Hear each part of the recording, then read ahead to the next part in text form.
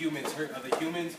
And here you have the Christian Crusades, slavery, and the Communist Party. 3 different eras in human history that led to deaths of millions of people and loss of many innocent lives. So you can go ahead, Dan. So this is a picture. I know I'm a dark skin, so you can't really see me, but this is a picture. This is a picture of me and my brother after our first football game. And I just put this picture up here to show you how handsome I am, but you can see that on my face anyways. But I showed you this picture because this picture was taken in 2011, and that was a pretty eye-opening year because that was the first year of my life that I actually got to see many different things and saw the negative things that humans can do to each other. Coming home from school that year, actually it was before that game, I saw my first domestic violence dispute. I saw a kid from Robeson High School, who was right across the street from my middle school, point a gun at one of the students that went to my middle school, and I also saw bullying in 8th grade at an alarming rate. So that was 2011 was probably the first year I really opened my eyes and saw all the negative aspects of human life and the bad things that we can do to each other. So when I began doing research on the topic and looking throughout, how can I go, what angle I can take about this, I saw that many civilizations throughout time have often hurt other people through world domination.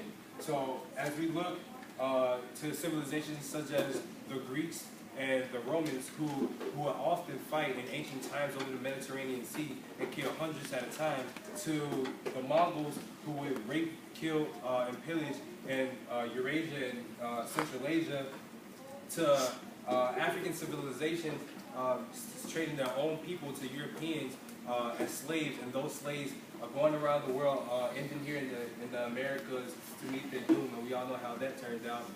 To the Communist Party, which, and if you really know me, I am pro-communism, and I really do think, don't tell the IRS, the government over there, I really do think that communism will work in its purest form here in America to make a more utopian society. But the Communist Party led to approximately 100 million deaths worldwide. So if you can think of that on a global scale. So this just shows you and those different eras in human history, how so many people were killed, so many innocent lives were lost, and so much was done in human history that led to so much turmoil worldwide and throughout our history. So Islamic radicals have caused a lot of different attacks and have really caused harm to our public safety and human security.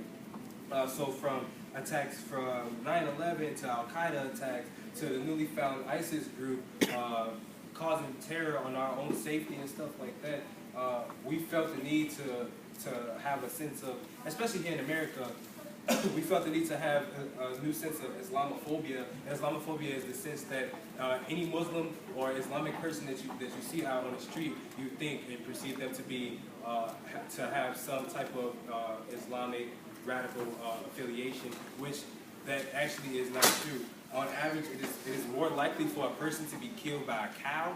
In America, it is more likely for a person to be killed by a cow or a police officer who we pay to protect and serve us to be killed by an Islamic radical or terrorist. And it's just sad to see that, the number one killer throughout mankind is religion, as reported by the Huffington Post.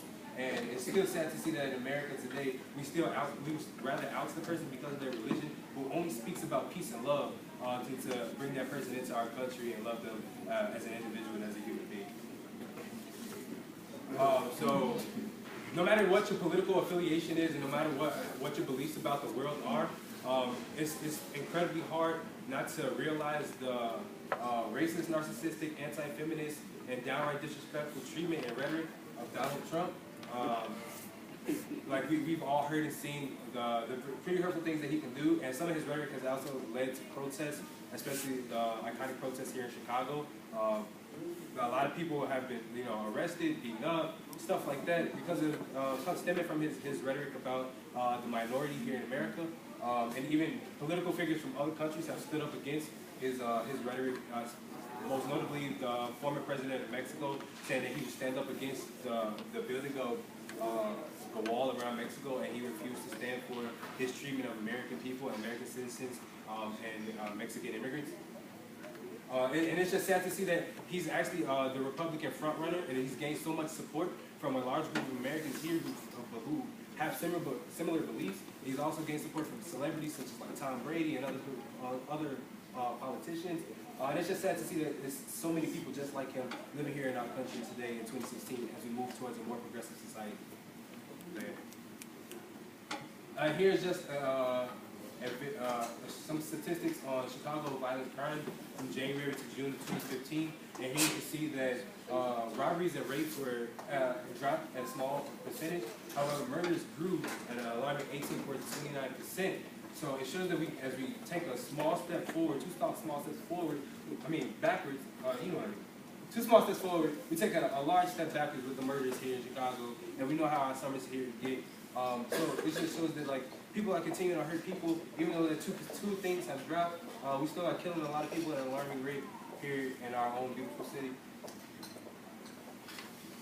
So my solution to this problem, as I step away from high school and I go off to the University of Illinois, Urbana-Champaign, summer 16, as I step away from high school, I do realize that I am human. We are all human, and humans make a lot of mistakes throughout our entire history and throughout our lives. We kill a lot of people. We've killed a lot of people. We've done a lot of bad things. And I think that one solution to this is if we all realize that we all make mistakes and we all have done a bunch of things and we work towards bettering our country, bettering ourselves, and bettering our societies, then we can move toward a more utopian society, lift people up, and stop becoming, and stop having humans hurting other humans.